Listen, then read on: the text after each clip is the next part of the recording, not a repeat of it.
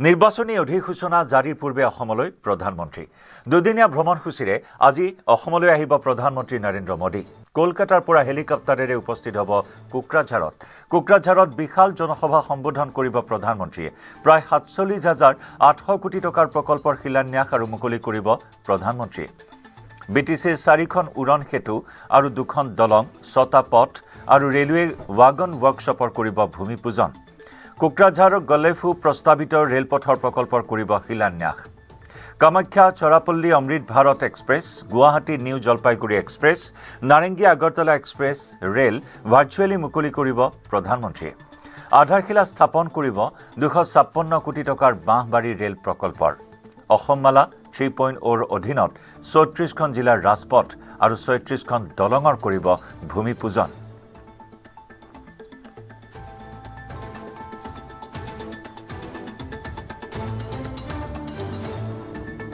বৰাক ব্ৰহ্মপুত্ৰ সামৰি এলানি বিস্তৃত প্ৰকল্পৰ আধাৰশিলা আৰু শিলান্যাস কৰিব ভাৰতৰ প্ৰধানমন্ত্ৰী নৰেন্দ্ৰ মোদীয়ে আৰু প্ৰথমটো কাৰ্যসূচী আছে কোকৰাঝাৰত কলকাতাৰ পৰা হেলিকপ্টাৰেৰে কোকৰাঝাৰত উপস্থিত হ'ব প্ৰধানমন্ত্ৰীগৰাকী দুদিনীয়া ভ্ৰমণসূচী এয়া প্ৰধানমন্ত্ৰীগৰাকীৰ নিৰ্বাচনী অধিসূচনা জাৰি হোৱাৰ পূৰ্বে দুদিনীয়া ভ্ৰমণসূচীৰে আজি অসমত উপস্থিত হ'ব প্ৰধানমন্ত্ৰী নৰেন্দ্ৰ মোদী কোকৰাঝাৰত বিশাল জনসভা সম্বোধন কৰিব আজি প্ৰায় ৪৭,৮০০ কোটি টকাৰ প্ৰকল্পৰ শিলান্যাস আৰু মুকলি কৰিব প্ৰধানমন্ত্ৰী ইয়াৰ ভিতৰত বিটিচিৰ 4খন উৰণ সেতু 2খন দলং 6টা পথ ৰেলৱে ৱাগন ৱৰ্কশ্বপৰ ভূমিপূজন কৰিব কোকৰাঝাৰৰ গেলেফু প্ৰস্তাৱিত ৰেলপথৰ প্ৰকল্পৰ শিলান্যাস কৰিব Kamakhya Charlapalli Amrit Bharat express Guwahati New Jalpaiguri express আৰু নাৰেংগী আগৰতলা এক্সপ্ৰেছ ৰেলৰ ভাৰ্চুৱেলি মুকলি কৰিব প্ৰধানমন্ত্ৰীয়ে আধাৰশিলা স্থাপন কৰিব 256 কোটি টকাৰ বাঁহবাৰী ৰেল প্ৰকল্পৰ অসমমালা 3.0ৰ অধীনত 34খন জিলাৰ ৰাজপথ 36খন দলঙৰ কৰিব ভূমিপূজন প্ৰধানমন্ত্ৰী নৰেন্দ্ৰ মোদীয়ে কোকৰাঝাৰৰ কেইবাটাও প্ৰকল্প মুকলিৰ পাছত বিয়লি 4 বজাত প্ৰধানমন্ত্ৰী উপস্থিত হ'ব গুৱাহাটীত 4:30 গুৱাহাটীৰ জ্যোতি বিষ্ণু আন্তৰ্জাতিক প্ৰেক্ষাগৃহত প্ৰধানমন্ত্ৰীয়ে চাহ শ্ৰমিকক বিতৰণ কৰিব ডিজিটেল ভূমিপট্টা PM কিষাণ ৰেলৱে প্ৰকল্প কপিলী জলবিদ্যুৎ প্ৰকল্প কামাখ্যা ৰোপৱেৰ প্ৰকল্পৰ লগতে আন বহু প্ৰকল্পৰো আধাৰশিলা স্থাপন কৰিব মোদীয়ে প্ৰকল্পসমূহ নিৰ্মাণত মুঠ ব্যয় হ'ব 19,156 কোটি টকা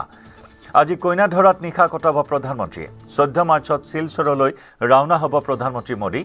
দিনৰ 11 বজাত শিলচৰত প্ৰধানমন্ত্ৰীৰ জনসভা 1 বজাত শিলচৰৰ পৰা দিল্লীলৈ ৰাওনা হ'ব মোদী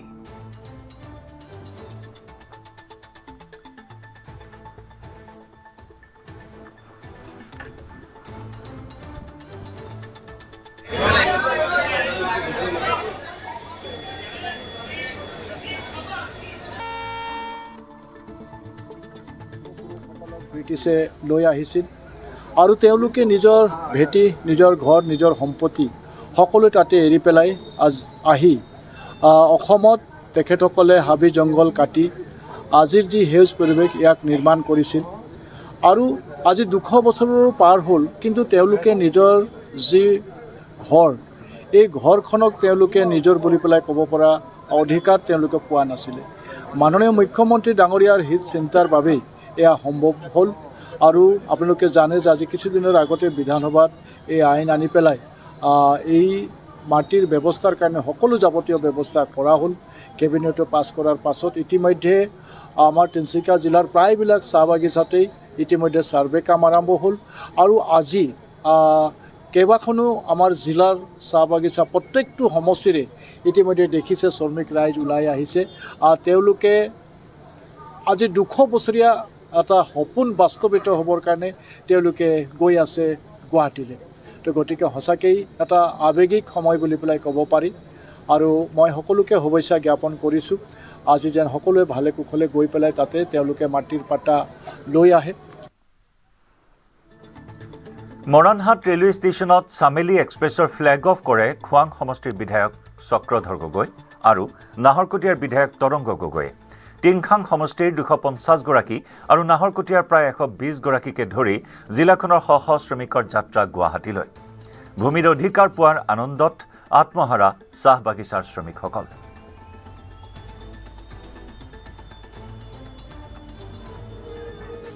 শ্ৰমিকসকলক আমি ইয়াৰ পৰা ইতিমধ্যে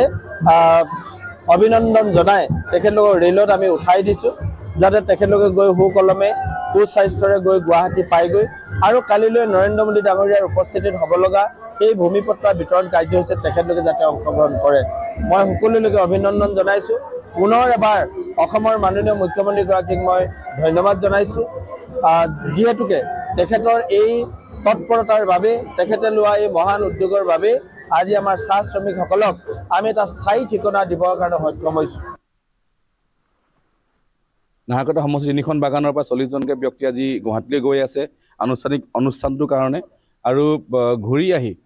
অৰ্থাৎ 14 তাৰিখে আমি প্ৰায় 2000 মানুহক আমি এই পট্টা দিয়া প্ৰদান কৰিম আৰু সময়ে সময়ে যি সাৰ্ভে চলি আছে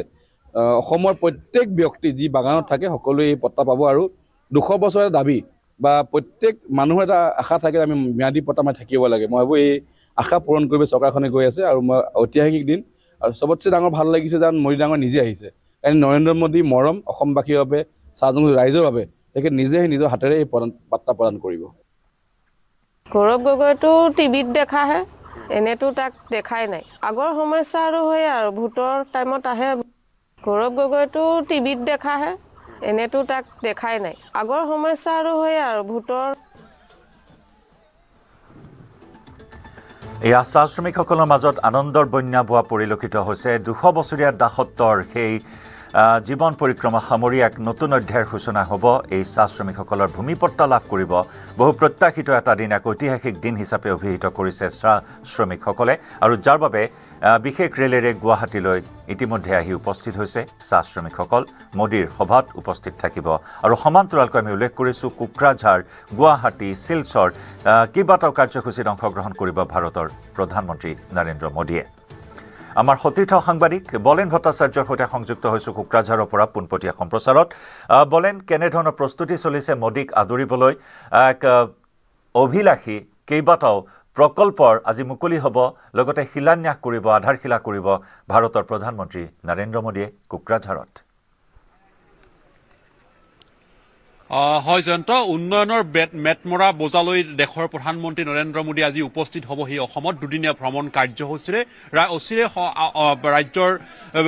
বিধানসভা নিৰ্বাচনৰ অধিসূচনা জাৰি হ'ব আৰু তাৰ প্ৰাকখনত দেশৰ প্ৰধানমন্ত্ৰী নৰেন্দ্ৰ মোদীৰ অসম ভ্ৰমণৰ এই বিশেষ কাৰ্যসূচীত দেখিবলৈ পোৱা গৈছে প্ৰায় 42,000 কোটি টকাৰ উন্নয়নৰ ইয়াত প্ৰকল্প আধাৰশিলা শিলান্যাস ইয়াত সম্পন্ন হ'ব আৰু সেয়েহে দেখিবলৈ পোৱা গৈছে এই দুটা দিন দেশৰ প্ৰধানমন্ত্ৰীগৰাকীৰ অসম ভ্ৰমণৰ কাৰ্যসূচী অত্যন্ত গুৰুত্বপূৰ্ণৰূপে বিবেচিত হৈছে আৰু আজিৰ প্ৰথম দিনৰ কাৰ্যসূচী আৰম্ভ হ'ব কোকৰাঝাৰৰ পৰা বিটিআৰৰ 15টা বিধানসভা সমষ্টিৰ অন্তৰ্গত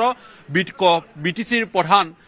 কোকৰাঝাৰত অনুষ্ঠিত হ'ব গ্ৰীণফিল্ডত এখন বিশাল জনসভা আৰু প্ৰায় লক্ষাধিক লোকৰ সমাগম ঘটিব এই বিশাল জনসভাত আৰু সেইসকল লোকক সম্বোধন কৰিবলগীয়া দেশৰ প্ৰধানমন্ত্ৰী নৰেন্দ্ৰ মোদীৰ আজিৰ প্ৰথম দিনৰ কাৰ্যসূচীৰ প্ৰথম দিনটোতে তেখেতে কেইবাটাও প্ৰকল্পৰ আধাৰশিলা আৰু শিলান্যাস স্থাপন কৰিব আৰু গতিকে এই প্ৰকল্পসমূহৰ অত্যন্ত গুৰুত্বপূৰ্ণৰূপে বিবেচিত কৰা হৈছে আৰু সেই ধৰণে যদি চোৱা হয় যি ৱৰ্কশ্বপ ৰেলৱে ৱৰ্কশ্বপ নিৰ্মাণ কৰা হ'ব বড়ো একৰ্ড চুক্তি অনুসৰি এয়া যি সম্পন্ন হৈছিলে সেই চুক্তি অনুসৰিয়ে ইয়াত এটা দেখিবলৈ পোৱা যাব ৰেলৰ ৱৰ্কশ্বপ ইয়াত স্থাপন কৰা হ'ব প্ৰকল্পৰ ইয়াত শিলান্যাস কৰা হ'ব একেদৰে কেইবা 2-3খনকৈ ৰেলৰ ইয়াত শুভাৰম্ভণি কৰা হ'ব আৰু সেই ধৰণে যদি চোৱা হয়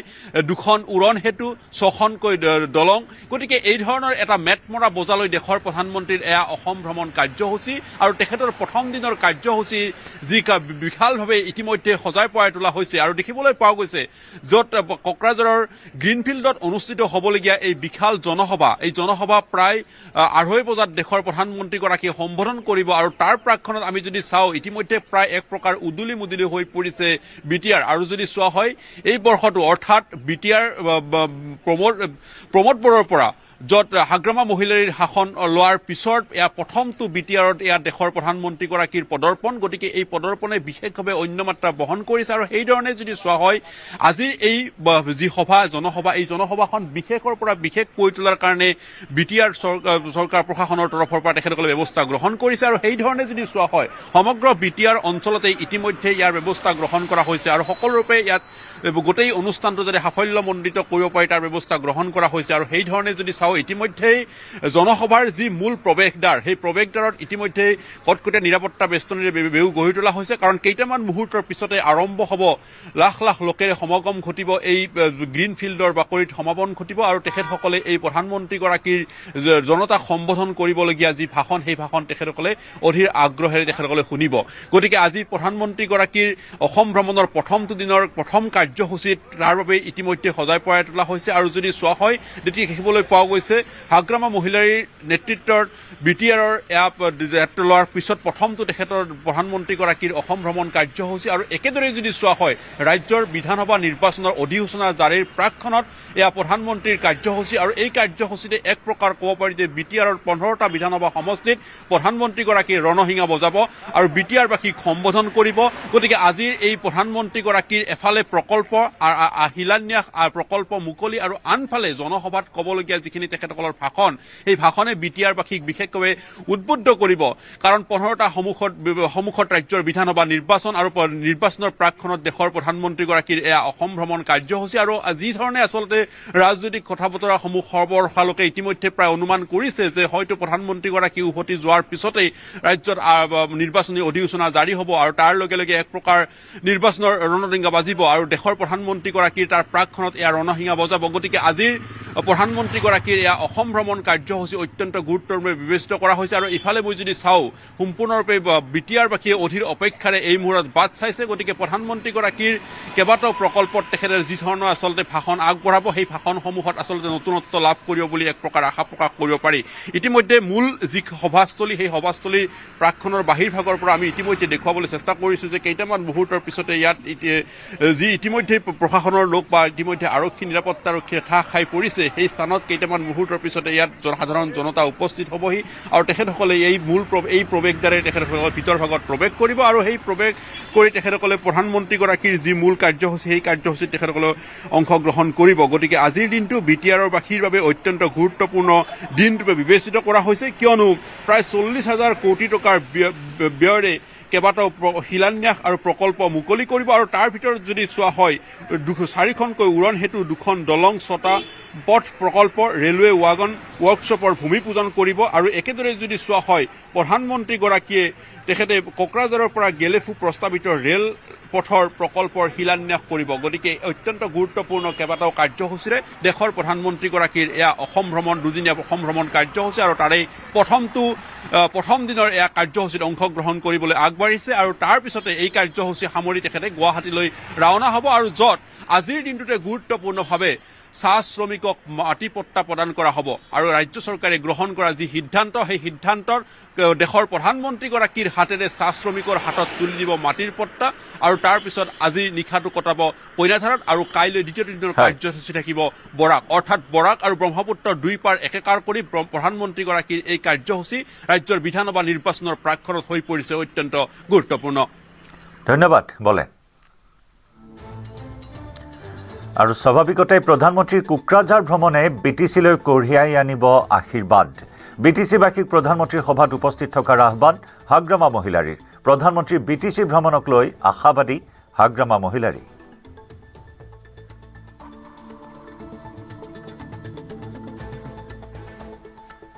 যেহেতু প্ৰাইম মিনিষ্টাৰ আহিব আমি সকলোৱে সাজু আছে সকলো জাতি জনগোষ্ঠী একেলগে আমি মিলি পেলাই